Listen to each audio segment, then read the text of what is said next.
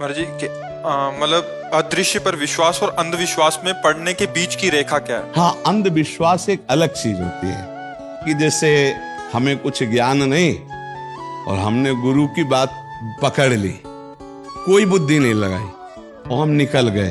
एक तो ये विश्वास की बात हो गई, इसमें कल्याण हो जाएगा कि अब हमें तो कुछ मालूम नहीं और आप हमारे गुरु हो, आप बता दो जो उससे काम हो जाएगा। जैसे एक छोटे से बालक थे जिनका नाम था धन्ना जाट, बड़े महान भगत हुए। उनको परिवार की मां ले गई कथा सुनाने, तो कथा में कह रहे थे बिना भगवान का भोग लगाए जो खाता है वो पाप खाता है, भगवान की सेवा करनी चाहिए। तो घर में आए, अपनी माँ से कहा, 8-10 वर्ष के होंगे, कि हमारे घर में तो भगवान है नहीं, भगवान का भोग नहीं लगता, पाप खाया जाएगा, अब कैसे होगा।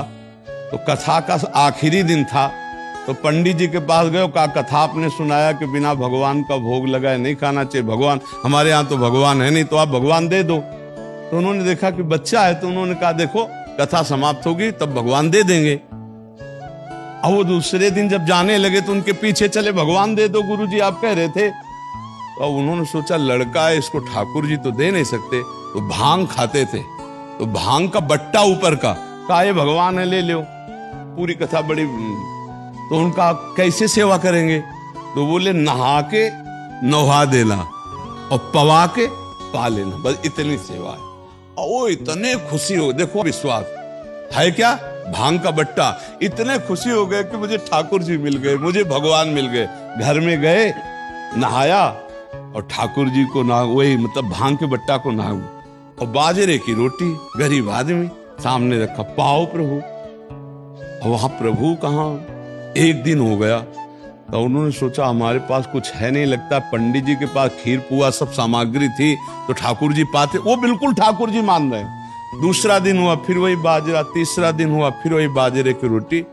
तो वो रो रो करके ऐसे भांग का बट्टा पकड़ा और कहने लगे प्रभु हमारे पास नहीं है कि हम तुम्हें खीर पूड़ी पुआ पवा सके, और गुरु जी ने कहा बिना पवाए पाना नहीं, अगर आप नहीं पाओगे तो हम चाहे मर जाएं लेकिन नहीं पाएंगे।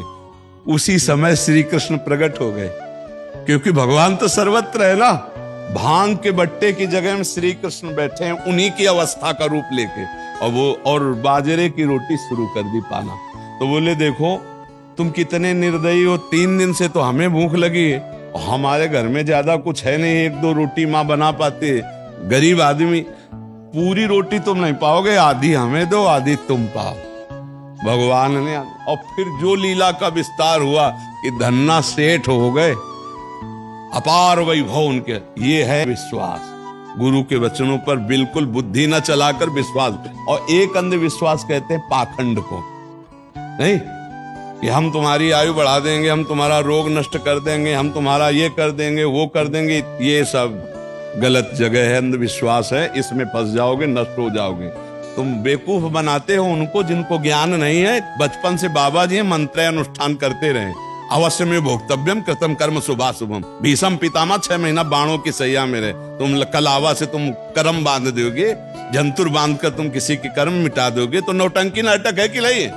बोले धन चकाचक आ जाएगा, अरे इतना तुम्हें तमीज होती धन चकाचक करने की तो दूसरे के हाथ देखने की जरूरत नहीं थी, तुम्हें अपने हाथ देख के तुम करोड़पति बन जाते। ये सब इसे कहते हैं अंधविश्वास, कि इसमें मत फंसो, तुमको अपने कर्म भोगने पड़ेंगे। हाँ, एक उपाय है जो तुम्हारे कर्मों को मिटा सके, वो श्री कृष्ण है, दूसरा उपाय नहीं। मामे ये प्रपद्यन्ते माया मेताम, तुम खुद भजन करो, श्री कृष्ण को रिझा लो, वो तुम्हें सुखी कर देंगे, वो कर देंगे सुदामा से सुदामापुरी, ये सामर्थ्य उनमें है।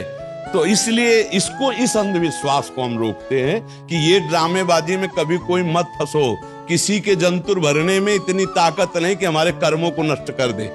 ये भगवान ने आयुर्वेद बनाया, भगवान ने डॉक्टर बनाए, भारत में इतने इतने बड़े पढ़े लिख कर डॉक्टर, ये सब बेवकूफ है क्या।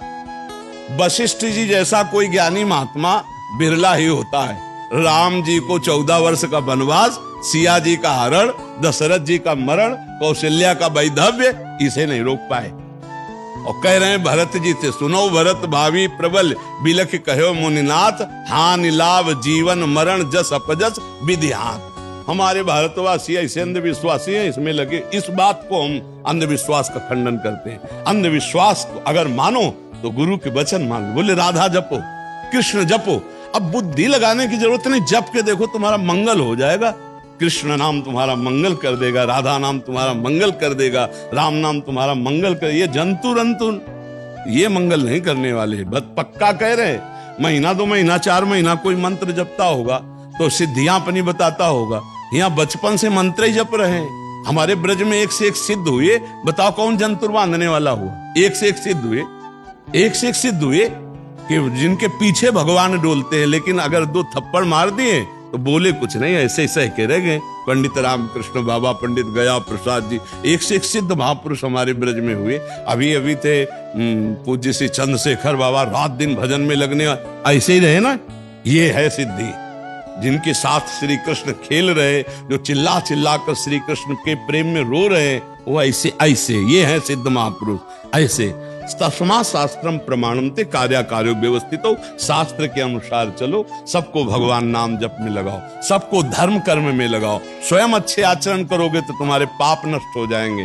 तुम करो पाप और सोचो कि कोई जंतुर बांध दे हम ठीक हो जाए, तो भाई ऐसा सृष्टि में कोई जंतुर नहीं पैदा हुआ कि तुम्हारे पाप कर्म को नष्ट कर दे। वो है नाम संकीर्तनम यस्य सर्व पाप प्रणाशनम। भगवान कृष्ण का नाम संकीर्तन, राधा नाम, राम नाम, इन नाम के कीर्तन से मंगल हो। समझ पा रही?